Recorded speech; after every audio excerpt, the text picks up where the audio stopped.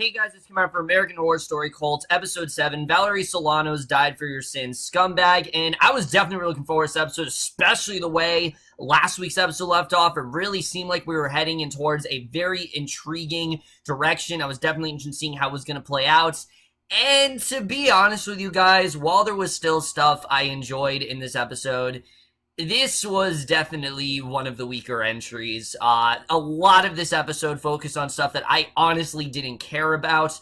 I get what the show was trying to do, I really understand it, but just the way they went about it in this episode, I think it was just very heavy-handed, and that's something I will give this season, that it hasn't been too heavy-handed. In some things it has been, but this is probably the most heavy-handed it really has been, and in my opinion, I really was just not the hugest fan of this episode. There were things I liked. I'll talk about the things I liked, but there were a lot of things I didn't, and most of that is due to the excessive amount of flashbacks we got here, and we start off the episode right there. We start on June 3rd, 1968. We see a man and woman are having sex in the back of a car parked in an alley, and once the man is done, he hands the woman, Valerie Solanas, money. It's not enough, and she walks away in disgust, and she is played by Lena Dunham here, who I didn't think really was honestly all that great. Her accent especially just really showed, and I like Lena Dunham. I don't think she's like an amazing actress or anything. I think she definitely had some good moments on Girls for sure. But just in general, I don't really know if she was the best casting here, but she goes to a gun store to buy bullets and tells the clerk that they're there for Andy Warhol. So you know she's going to kill Andy Warhol. And Andy, who is directed by Kai, so you guys can see sort of like the parallel here. They're trying to like say how Andy was similar to Kai and things like that, and how Valerie Solanas was similar to Kai. But Andy's directing a movie. When Valerie comes in, she tells Andy that she wants her script back, and Andy tells her it was obscene and he can't find it. And Solanas figures that he lost because he can't stand to see a woman succeed, and Andy tells her that women can't be serious artists, and furious, she flies to a rage. The assistant Paul then shoves her out, and on June 3rd, 1968, she loads a gun, puts into a bag, takes a freight elevator up to Andy's loft, and when she gets there, she discovers that Andy isn't there and leaves. She waits in the elevator until Andy comes in. He takes the elevator up and gets a call from Viva, and as he takes the call, Valerie follows Andy to his desk, takes out the gun, and just shoots at him. The bullet then hits near his head. She fires and misses again, and Valerie tells him that he had too much control over her life, shoots him in the chest, and then walks out, and basically that is sort of like the driving sort of catalyst of her arc. And like I said, a lot of my problems really did reside with this. This was all I needed to see. I didn't need to see everything else we got here. The episode makes you think this is all we're gonna get, but it is far from over here. So we then go back to the present, and we see the news born the mass shooting at Kai's campaign rally, and I was under the impression that Allie was being framed and that they were going to pin all of Meadow's sins on Allie, but we see that's not actually the case, because the video shows that Meadow fired and then killed herself, and Allie was arrested but isn't talking. And luckily we don't see a lot of Allie in this episode. And like I said, Allie's been one of my weaker points of this season for sure, so I wasn't upset that she wasn't here. And Harrison then gives a statement about how Meadow mentioned Kai as her target, and she wrote that it was a political shooting. So Kai and Winter are at home. He receives a call that he actually won the election, and it seems like Kai is really getting what he wants. You know, he's furthered his political agenda. He's got everything that he needs out of the way, but you can tell he's definitely not done yet. Like, there's still stuff he needs to do. And Beverly then goes out to her car, sees an older woman, Bebe Babbitt, standing next to it. And it was really cool to see Frances Comrie on the show, especially after last season. They really didn't utilize her well at all. She was so underused, and I'm happy to see that, similar to Evan Peters, she really is getting, I think, the arc that she deserves. And the reporter takes a gun from her purse, and Bebe tells Beverly that she's a puppet and lost her way like all women. So Bebe talks about man cults and how women are blinded to the inequalities, and she says she knows what it means to assassinate a man, and what happened with Kai wasn't that. And Beverly wonders what she is, and Bebe says that Meadow could have walked right up to Kai and kill him,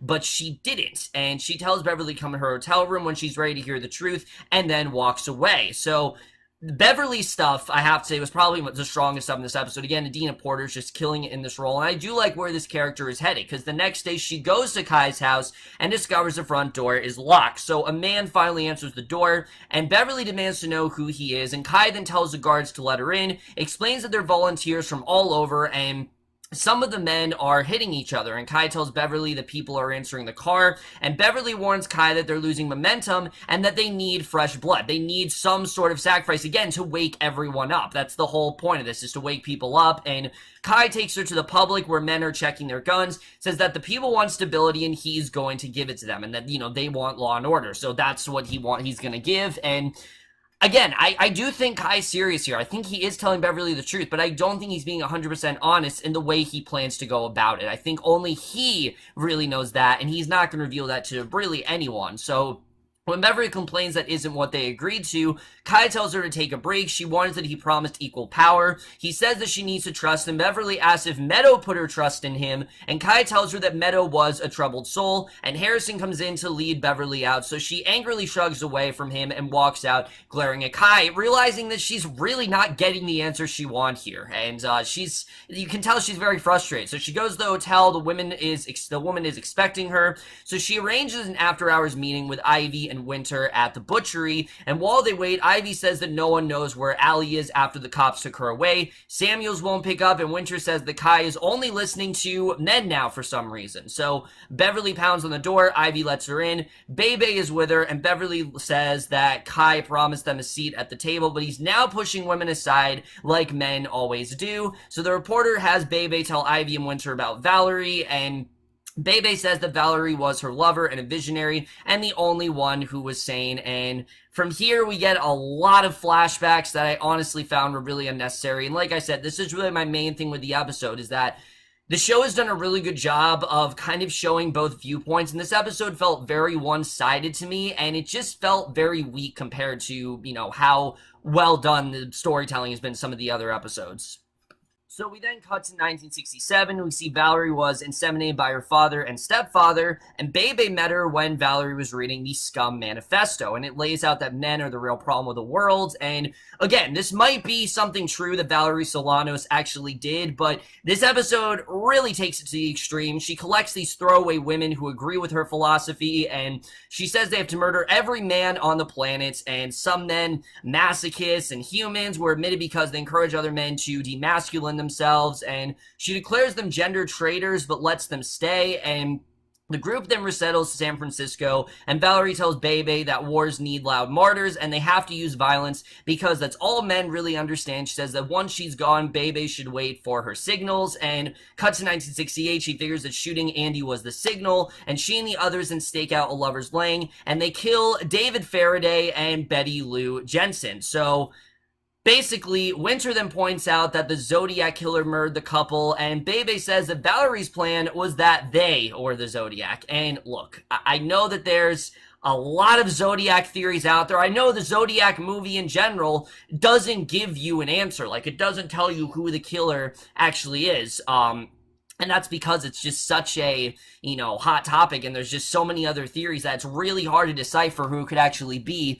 But I'm sorry, this is probably the dumbest theory I've heard. I don't know if Ryan Murphy actually believes this or if he just did this to further the story, but this just felt like a bit of a stretch, basically because they make it seem like all of the Zodiac killings were actually scum killings and that there was no Zodiac killer. They started with a couple busting to send a message to women that coupling with men would actually get them killed, and in 1969, a couple are having a picnic and laying out in a blanket. A figure in the Zodiac clothes approaches them, then the scum women stab the couple to death, and earlier at a meeting, Valerie hands around a rifle, explains that they'll use man's invention to kill them, and once they start, other women will rise up to join them. So back in the present, Bebe says that everything went according to plan, and Valerie coordinated from a mental hospital in New York. Then a man sent letters to the news claiming that he was the Zodiac killer, and essentially he wasn't. So back in the past, Valerie talks to Bebe on the phone, complains that the man's taking credit for their work. Bebe suggests that they take credit, but Valerie refuses, and 1,000 people are dead. And when Bebe suggests the trap set by the police, Valerie figures the men won't stop until they have the whole world,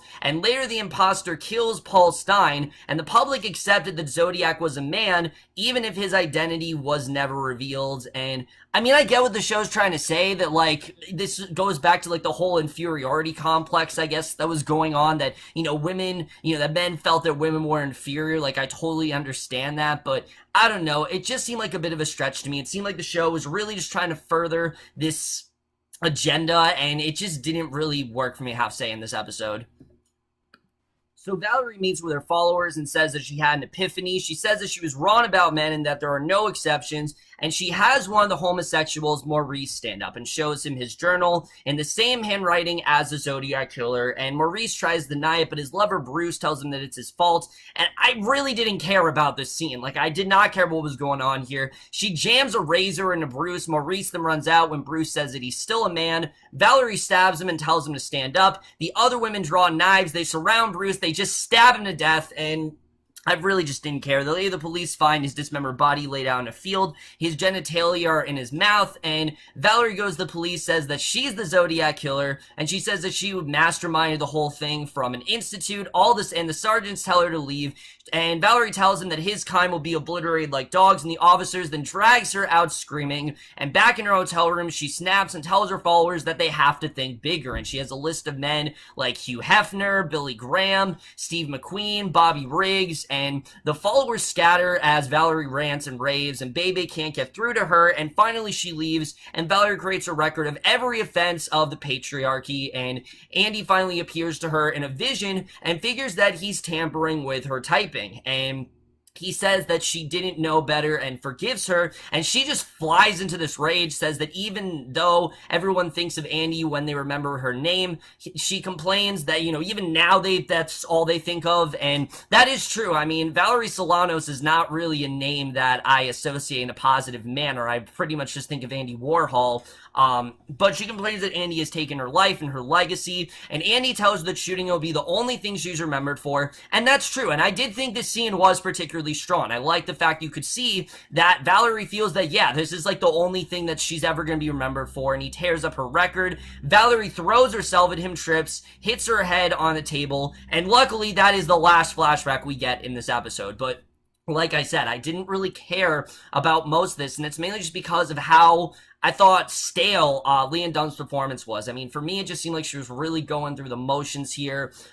She had a lot of dumb dialogue in this episode. I just did not care about the story. I didn't understand why this had to take up a whole, fifth of the episode. It was really dumb, but we go back to the present, and Bebe tells the others that Valerie was spit out by the world, just like Meadow was, and just like they will all be eventually. So she tells them to reclaim their power before it's too late, and Beverly says they have to strike back and won't miss, and later Winter goes to her parents' bedroom where Kai is sitting with their corpses, and this was definitely one of the strongest scenes of the episode, because he asks if they would be proud of what he accomplished, and that there's a lot of pressure on him, and he wonders if he's worthy of the responsibility put on his shoulders, and this to me felt real. I think this was actually Kai. He was feeling very vulnerable here, and Winter says that he's her brother and she loves him. He tells her that he has to make hard choices, and what they're doing will change the world. And again, I'm going to bet that the only person Kai is being 100% honest with is Winter, and that's because Winter is his sister, and she's been with him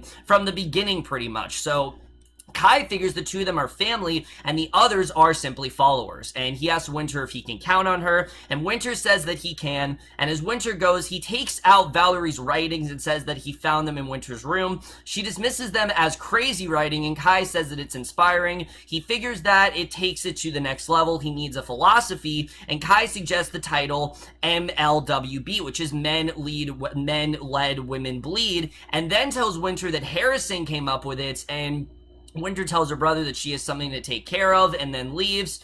So Ivy tells Harrison that she's planning a victory party for Kai and takes him to the butchery. And once Beverly, Bebe, and Winter are there, Beverly tells Harrison that he's the guest of honor. They club him unconscious. They lie him to the table. Ivy then revs up a meat saw, and this did not feel like natural progression at all. The fact that Ivy is just straight up killing someone 2 episodes ago, when 2 episodes ago she was very hesitant to do it, it didn't feel like natural progression here. But Harrison wakes up, then Aid asks what happened to Meadow. He tells them about Kai's plan, says that her death had more meaning than any moment in her pathetic life, and Harrison insists that Kai is the genius. Beverly tells him that he should know what it's like as a gay man to be marginalized, and he says that he's a man, and Ivy then kills him, and Later, Beverly does a news report on Harrison's murder. Kai watches, looks at Valerie's manifesto, and while Beverly says the promise of law and order isn't being kept, Kai then turns off the TV, says they're at their best when they're angry, looks at Bebe, who's sitting with him, and that is the way this episode ends. So, like I said, guys, this wasn't at all a bad episode. It just wasn't really the most interesting. In my personal opinion, I don't understand why we needed a whole episode populated with these flashbacks of a character that, yes, I understand these women are inspired by, but I just didn't really understand why they had to go in this direction. Like, if we got, like, 10 minutes of Valerie Solanas, that would have been fine, but half of this episode was just dedicated to Valerie Solanas, and I just did not care about her story. I really didn't. They didn't show her enough, and I didn't think Lena Dunham was even that great in her performance. I thought she was okay, but I don't know, I just really did not care about her performance, but the twist really did make up for it, because where we're going now with Kai and Bebe, essentially, is that I think this is Kai's next step. Like, he's not trying to divide the group. He's not actually, truthfully, the men are not, he's not thinking that men are more inferior than women. He's not trying to act that way. He is doing this as a way to further his own agenda. Now, this is essentially the next step, and I think he's trying to see, like, who's most valuable to him, who he can actually keep in this cult, and I'm interested in seeing really where all that's going to go. But Bebe in general, do I think that this at all conflicts with Kai's agenda? I'm not entirely sure, but there is a part of me that feels that because Bebe was so involved in Valerie's cult, maybe she is trying to outdo Kai. Maybe she is trying to recruit many of his followers and take them away from him. And if that's really where we're going to be going with the rest of the season, I'm actually all for it. I think it honestly is a really interesting way to go. It keeps the season interesting, and I'm glad to see that. And I'm glad to see the show is focusing on the more interesting elements. American Horror Story tends to do this a lot, where they'll start off in a certain direction, then they'll focus on the other things, and the first, 3 episodes of the show is very Allie-centric, and now it's just Kai, and I'm glad to see they're going in that direction, so I'm interested in seeing really what's going to happen there. But there are a few things that are on my mind. First of all, does Kai really feel Winter, does he feel as fond to Winter as he really seems to be, or is he just saying that to make her feel better, and to make her feel like she's, more instrumental to the team than she really is? I'm going to say yes. Again, I do think that Kai does have a soul. I mean, sure, we know that he is a genius, and we know that there definitely is a lot of stuff that could point him to being pure evil, but I do think that he cares about Winter. I think, she's been with him from the beginning, and I do think he's got a little bit of that fear in him, but knowing that Bebe and him kind of concocted this plan is really interesting. I'm interested in seeing really where all that's going to go. Did Harrison need to die? I mean, I don't really know where else they could have taken his story, but I'm glad that he's gone, because now it gives me the hope that Samuels is actually going to have a lot more to do, and that's been one of my complaints this season. I feel like someone like Samuels, especially when you have a talent like Colton Haynes, they're really wasting him so far, and I really do hope the last 4 episodes this season do a very good job at, showing more of his value to the team. What made him want to join the cult? What did Kai use to get him to join? What really was the main rage in in Samuels. We don't know what that is yet, and I'm looking forward to seeing really where that's going to go. And then as far as Allie, what's interesting about this is that it does seem like, it seemed before like Allie was 100% guilty of everything. Like, they were going to pin it all on Allie, and they're going to try to make her go insane, but we're seeing that's not necessarily the case, and I think we're going to see more of that next week as to what that's really all about. But I think that definitely is going to be very interesting to see the way that all does play out with Allie, because I don't really know where all that's headed, but I'm very intrigued by where that's really going to go. And then I guess really the only other thing to talk about is Ivy. Like I said, one of my biggest things this episode is that as much as I do like what Allison Pill is doing, you cannot for a second convince me that Ivy would be so okay with mutilating Harrison when 2 episodes ago she was no longer, she was not at all okay with that. She was very skittish. She had a little bit of worry in her. Now she's just gone completely off the rails. She is no longer someone that you can really root for at all, and you definitely do see that here. So in general, I mean, I understand obviously that she wants to, she doesn't want Allie in her life or whatever, but her killing Harrison just didn't really go with her narrative. It just felt really out of character to me, and it really didn't work, I have to say. Other than that, guys, like I said, not my favorite episode at all. I thought there was a lot of stuff here that I just really did not care about. The stuff that was great, I thought was definitely really great. Evan Peters, still fantastic in this episode as ever. His scenes in the show are just so riveting and they're so well done. But the flashbacks really did drag this episode down for me. I really did not care that much about it. And I really do feel that the episode could have had a hell less of flashbacks than we did. Like, there were way too many flashbacks in this episode. So overall, guys, I am going to give this episode American Horror Story Cult, Episode 7, Valerie Solanas Died for Your Sins, Scumbag, a C+. So overall, guys, this episode of American Horror Story Cult. Most guys thought this episode overall. Loved your thoughts in it. Really interested in seeing where this show is going to go. We only have 4 more episodes left, which is pretty crazy. The season is really moving fast, and Roanoke did as well, but mainly just because of how much more into the season I am versus Roanoke. It's definitely moving a lot quicker. I am a bit worried, though, because usually this is the point where American Horror Story starts to go downhill, and I'm really hoping they can stick the landing this season, because this has definitely been one of the stronger ones for sure. But that's my review. Hope you enjoyed. I'll see you guys in my next video, and I will see you guys for that. Okay, bye.